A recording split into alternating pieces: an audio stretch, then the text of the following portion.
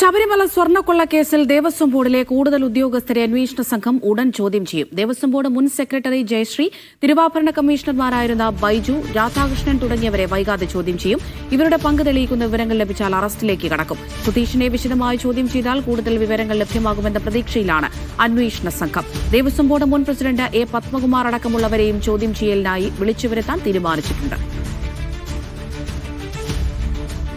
Sijo V John വിവരങ്ങൾ നൽകാനായി ചേരുന്നുണ്ട്. സിജോ, തുടക്കം തൊട്ട് തന്നെ നമുക്കറിയാം ഇതിപ്പോൾ എവിടെയൊന്നും നിൽക്കില്ല, കൂടുതൽ ഉദ്യോഗസ്ഥരിലേക്കൊക്കെ എത്തുമെന്നുള്ള കാര്യം.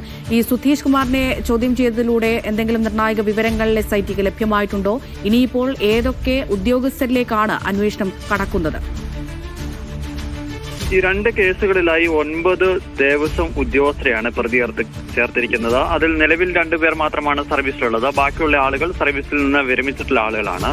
ഈ ഉദ്യോഗസ്ഥരെ വരും ദിവസങ്ങളിൽ വിളിച്ചു വരുത്തി വിശദമായി ചോദ്യം ചെയ്യാനാണ് അന്വേഷണ സംഘം കടക്കുന്നത്. അതിൽ പ്രധാനപ്പെട്ട ആളെന്ന് പറയുന്നത് അന്നത്തെ ദേവസ്വം സെക്രട്ടറി ആയിരുന്ന ജയശ്രീയാണ്. അതോടൊപ്പം തന്നെ തിരുവാഭരണ കമ്മീഷണർമാരായിരുന്ന ബൈജു, അതോടൊപ്പം രാധാകൃഷ്ണൻ, ഇവർ 2 പേരുണ്ട്. അങ്ങനെ ഈ 3 ഉദ്യോഗസ്ഥരെയാവും അടുത്ത ഘട്ടത്തിൽ വിളിച്ചു വരുത്തുക. കഴിഞ്ഞ ദിവസമാണ് എക്സിക്യൂട്ടീവ് ഓഫീസർ ആയിരുന്ന സുധീഷിനെ അന്വേഷണ സംഘം അറസ്റ്റ് ചെയ്തത്. ഇയാളെ വിശദമായി തന്നെ ചോദ്യം ചെയ്യാനാണ് അന്വേഷണ സംഘത്തിന്റെ തീരുമാനം. പ്രാഥമികമായി ഇയാളെ ചോദ്യം ചെയ്തതിൽ നിന്ന് കൂടുതൽ വിവരങ്ങൾ അന്വേഷണ സംഘത്തിന് ലഭിക്കുകയും ചെയ്തിട്ടുണ്ട്. ഇത് സ്വർണം ചെമ്പെന്ന് എഴുതിയത് അത് ഉദ്യോഗസ്ഥർ കണ്ടിരുന്നു. ഉദ്യോഗസ്ഥരോടെ കൂടി അറിവോടെയാണ് ഇത്തരത്തിൽ രേഖപ്പെടുത്തിയെന്നുള്ളൊരു മൊഴിയാണ് അദ്ദേഹം നൽകിയിരിക്കുന്നത്. ഈ ഒരു സാഹചര്യത്തിലാണ് ഈ മൊഴികളുടെ കൂടി അടിസ്ഥാനത്തിൽ കൂടുതൽ ഉദ്യോഗസ്ഥരെ വൈകാതെ തന്നെ അന്വേഷണ സംഘം ചോദ്യം വിളിപ്പിക്കാൻ തീരുമാനിച്ചിരിക്കുന്നത്. ഈ ഉദ്യോഗസ്ഥരുടെ ചോദ്യം ചെയ്യലിന് ശേഷമായിരിക്കും അന്നത്തെ ദേവസ്വം ബോർഡ് പ്രസിഡന്റ് ഉൾപ്പെടെയുള്ള ആളുകളെ അന്വേഷണ സംഘം വിളിച്ചു വരുത്തുക.